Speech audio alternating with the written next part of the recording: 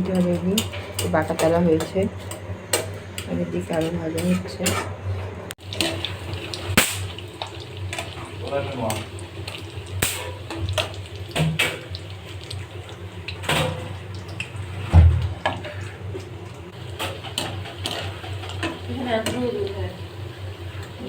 আর একটা মাত্র দাও। সন্ধ্যায় আসতে আমাদের নুডলসের পাকোড়া, ডিম পিঠা। সন্ধ্যা হলে শীতকালে এইসব নাস্তা খেতেই ভালো লাগে। গরমের গরম করে শীতের সময় এইসব নাস্তা খুবই চলে আমার মতো। সন্ধ্যাবেলা বসে একা খেতে ভালো লাগে না, সঙ্গে যদি কেউ থাকে তাহলে। আমার নুডলসের পাকোড়াটা হয়ে গেছে, এখন রান্না করবো ডিম পিঠার জন্য। বেটার তৈরি করে রেখেছি, এতক্ষণ ওয়েট করতেছি আমি ধনিয়া পাতার জন্য। তো এখন ধনিয়া পাতা আসতে লেট, তাই ধনিয়া পাতা ছাড়াই একটা ভেজে নেব।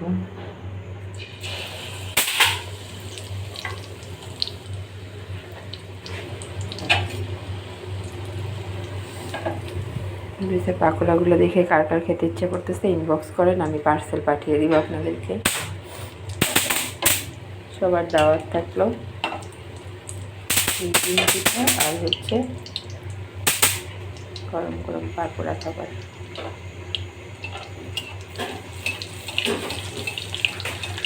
ডিম পিঠাটা শীতকালে অনেক ভালো চলে, সবারই মোটামুটি আমাদের মনে হয় পছন্দ।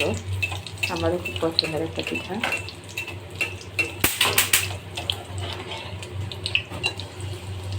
মাশাআল্লাহ মোটামুটি সুন্দর হয়েছে, তবে এটা একটু আপনার গোল টাইপের হলে বেশি ভালো হয়। তো আমার ওরকম গোল টাইপের ছিল না, তাই আমি এটার মধ্যেই করে দিয়েছি। একদম এখানে পাঁপড়টা ভেজে নিয়েছে, দুটাই যেহেতু ঝাল আমি আর চেঞ্জ করলাম না। এরপর একটু চা বসিয়ে দিব, গরম গরম পাঁপড়া আর চা। বেশ মন্দ হয় না খাবারটা। কার কার খেতে ইচ্ছা করতেছে বা এই টাইপের খাবার পছন্দ অবশ্যই কমেন্ট করে জানাবেন।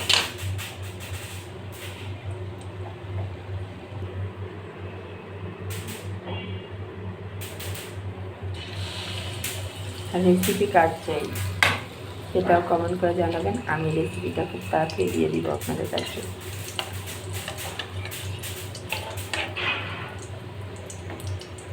তো এখন আমাদের খাবার পালা।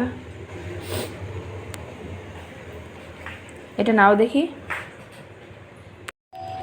ওই যে আসছে।